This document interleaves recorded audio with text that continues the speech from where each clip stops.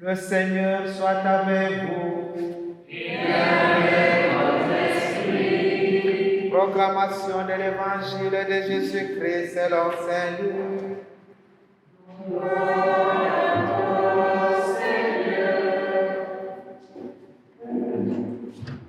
Comme s'accomplissait le temps où il allait être enlevé au ciel, Jésus, le visage déterminé, prit la route de Jérusalem. Il envoya en avant de lui des messagers. Ceux-ci se mirent en route et entrèrent dans un village de Samaritains pour préparer sa venue. Mais on refusa de le recevoir parce qu'il se dirigeait vers Jérusalem. Voyant cela, les disciples Jacques et Jean dirent: Seigneur, veux-tu que nous ordonnions qu'un feu tombe du ciel et les détruise? Mais Jésus se retourna, les réprimanda. Puis ils partirent pour un autre village. En cours de route, un homme dit à Jésus: Je te suivrai partout où tu iras. Jésus lui déclara: Les renards ont des terriers, les oiseaux du ciel ont des nids, mais le Fils de l'homme n'a pas d'endroit où reposer la tête. Il dit à un autre: Suis-moi. L'homme répondit: Seigneur, permets-moi d'aller d'abord enterrer mon père.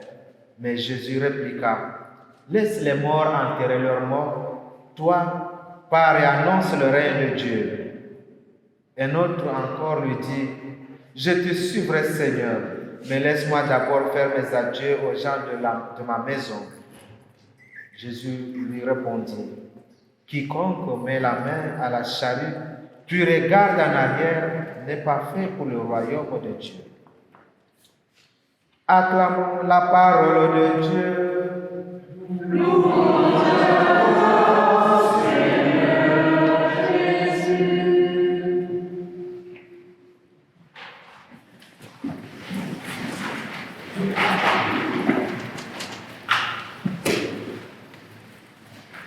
Voilà, chers amis,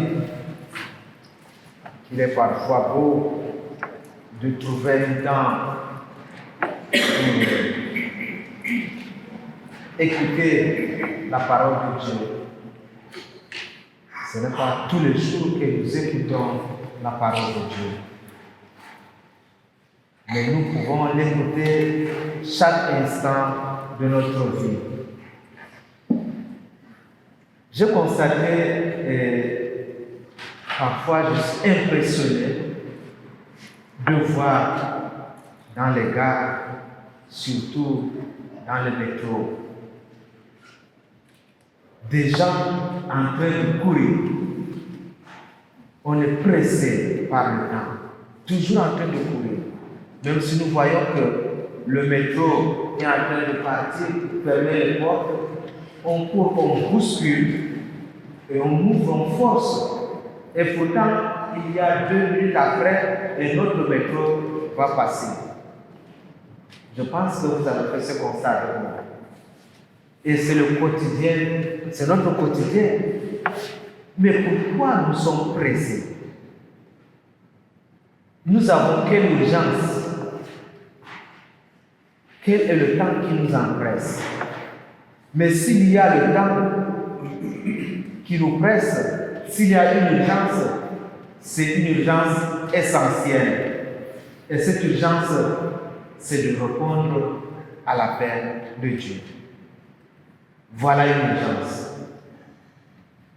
Une urgence exigeante que le Seigneur demande à chacun de nous. De répondre à un appel. Dire oui à l'appel qu'il nous adresse. Et je pense à chacun de nous, le Seigneur a répondu, a adressé un appel. Et vous avez répondu à cet appel pour être là à l'église. Mais le Seigneur ne nous adresse pas un appel vague, mais il nous adresse un appel pour une mission. Voilà pourquoi il nous envoie comme des messagers. Nous sommes des porteurs des messages d'une bonne nouvelle. Quelqu'un n'a-t-il pas une bonne nouvelle à annoncer, soit à son père, à sa mère, à son mari, à sa femme, à un ami? Certainement, nous avons une bonne nouvelle. Vous n'êtes pas d'accord? Chacun a une bonne nouvelle. Cette bonne nouvelle peut se voir, peut se vérifier. Un sourire est une bonne nouvelle. Vous n'allez pas me croire. Un sourire est une très bonne nouvelle que beaucoup ne partagent pas. Mais nous devons partager cette bonne nouvelle dans nos familles, avec les amis. Une personne qui sourit tout le temps donne la joie à son entourage. Mais la bonne nouvelle, c'est ce qui donne la joie. Et c'est pour cette raison que le Seigneur, comme je l'ai dit, envoie chacun de nous comme des messagers pour apporter cette bonne nouvelle. Mais la bonne nouvelle aussi que le Seigneur nous demande, c'est de dire comment annoncer aux hommes que Dieu nous aime, que Dieu t'aime, que Dieu l'aime. Comment dire aux hommes cela? De quelle manière le dire pour que chacun puisse comprendre que nous sommes tous aimés de Dieu? De quelle manière dire ce message que comment bâtir un monde nouveau, un monde meilleur? Voici un message que le Seigneur demande à chacun de nous de porter. C'est aussi de dire que moi, ma famille, ma communauté, les associations dans lesquelles je me trouve, l'Église tout entière, comment l'Église peut être un signe qui porte la bonne nouvelle dans le monde aujourd'hui. Voilà le message que le Seigneur voudrait que nous puissions porter, ce message de la bonne nouvelle qui est celui du royaume des cieux dont le Seigneur a besoin que nous puissions propager. Mais nous avons entendu dans la deuxième lecture, aimer son prochain comme soi-même. Voilà toute la loi. Et toute notre vie ne se résume qu'en cela. Si nous travaillons, c'est pour vivre avec les autres. Tout ce que nous faisons, c'est toujours pour une vie en société, en communauté, pour le royaume des cieux. Et le royaume des cieux, ce n'est pas pour demain, pour l'après-demain, pour de l'avant. Le royaume des cieux se vit maintenant et ici, à l'instant, quand le Seigneur nous parle. Voilà pourquoi dans l'Évangile, nous avons vu les trois figures de personnes qui, je dirais entre guillemets, suivent Jésus. Le premier, Jésus lui dit, suis-moi.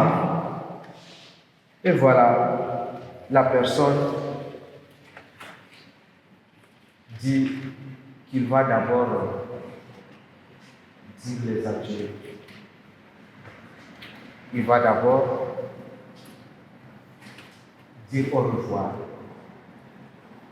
Et le Seigneur lui dit, laisse les morts enterrer les morts. Le deuxième, le Seigneur met son regard sur lui, sur cette personne. Toi, viens sur moi. Non, laisse-moi d'abord aller enterrer mon père. Laisse les morts enterrer les morts. Toi, viens et suis-moi. Voilà cet appel que le Seigneur adresse. Et une autre personne dit à Jésus, moi je te suivrai. Mais quand même, permets-moi d'abord d'aller faire mes adieux. C'est lui qui met la main à la charrue et regarde en arrière n'est pas fait pour le royaume des cieux. En décrivant ces trois personnages, le premier qui dit à Jésus, je te suivrai.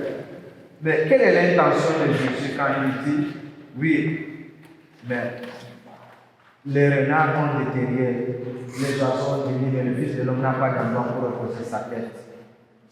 Il décourage à l'instant cette personne qui se propose d'aller le suivre. Mais il dit pour notre personne, toi, suis-moi.